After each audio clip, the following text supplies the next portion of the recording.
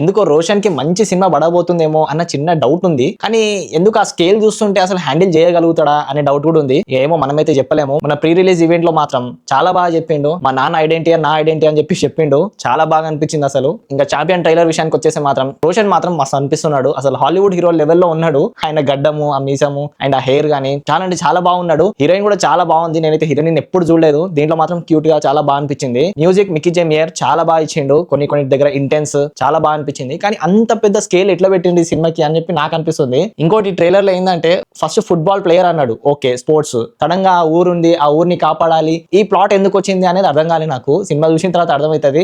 కానీ ఇట్లాంటి ప్లాట్లలో ఒక్కసారి స్పోర్ట్స్ యాక్షన్ డ్రామా అంటే స్పోర్ట్సే ఉండాలి. మొత్తం స్పోర్ట్స్ మీదనే ఆ డ్రామా నడుస్తూ ఉండాలి. కానీ ఇక్కడ ఎందుకో ఆ ఊరిని కాపాడాలి, ఆ ఊర్లో అది ఇది అని చెప్పి అంటున్నారు.